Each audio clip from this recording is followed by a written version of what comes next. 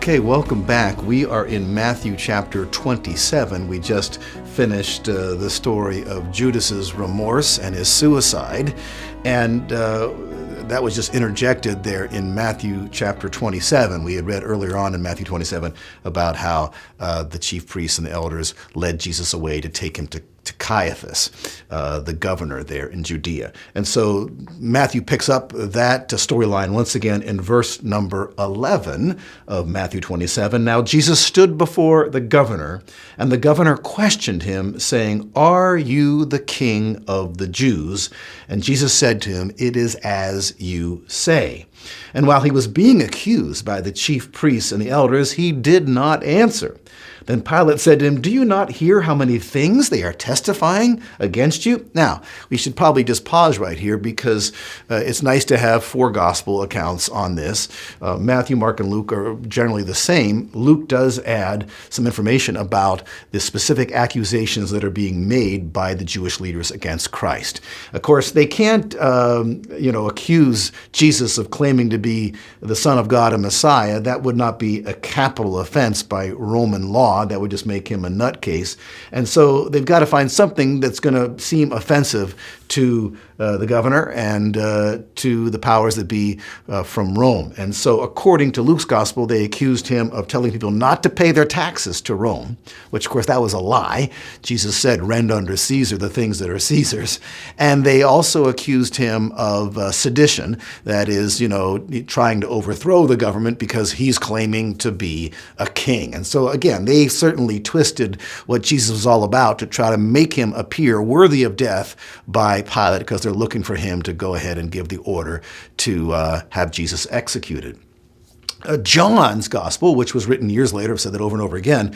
And remember, John's gospel contains so much unique information. 92 or 93% of everything that John wrote, you don't find in Matthew, Mark, and Luke. And so John really goes into detail in this, and we got some insight into Pilate, the man Pilate, and his character. And I'm going to jump over now to John chapter 18 and verse number 28. And we're just going to look at the more detailed story that John gives here. Then they led Jesus from Caiaphas into the praetorium, and it was early. So they may have gotten him out of bed. It was early morning.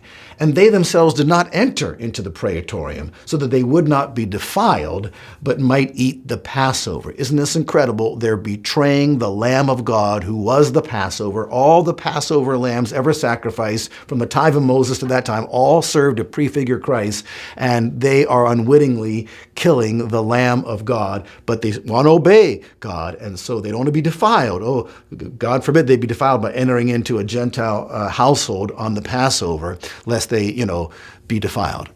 Again, it's just the contrast here is between religion and the way what religion produces in people. They major in minors and miss the whole point. So Pilate has to go back and forth between Jesus and the elders. So verse number 29, therefore Pilate went out to them and said, "What accusation do you bring against this man? Because if you want me to crucify him, we got to have good reason to crucify him." They answered and said to him, "If this man were not an evildoer, we would not have delivered him to you." Well, isn't that a specific charge?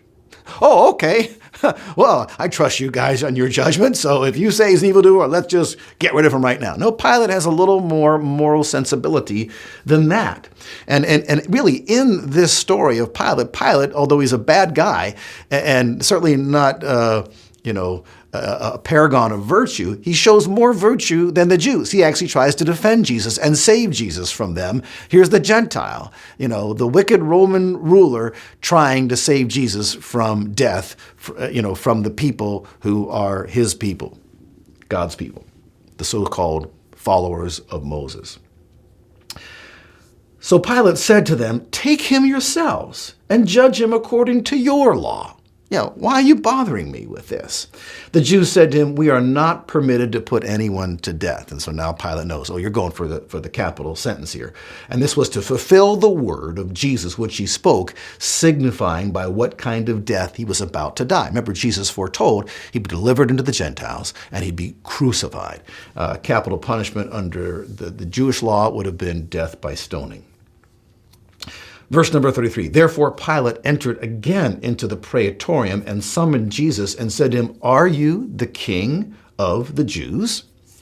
Jesus answered, are you saying this on your own initiative, or did others tell you about me? Pilate answered, I am not a Jew, am I? Your own nation and the chief priest delivered you to me. What have you done?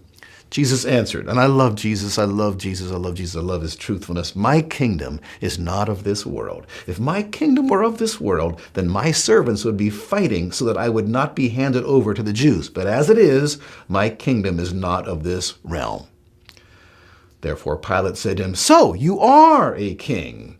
Jesus answered, you say correctly that I am a king. For this I have been born, and for this I have come into the world, to testify to the truth. Everyone who is of the truth hears my voice. Pilate said to him, what is truth? So Pilate's, scratching his head, and not much of a philosopher himself. When he had said this, he went out again to the Jews and said to them, I find no guilt in him. There you go. And so the Gentile leader found Jesus innocent, not worthy of death under his own examination.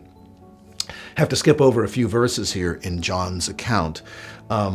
Pilate came out again and said to them, behold, I am bringing him out to you so that you may know that I find no guilt in him. Now, what we've passed over is Pilate ordered him to be scourged. And so in that interim period, Jesus took 39 lashes, which we're going to have to wait until next time to talk about that. And we're going to see ourselves in this story because somebody came out on top in all this. It wasn't Jesus, but it was somebody that reminds me and of you. So we'll talk about that next time. God bless you.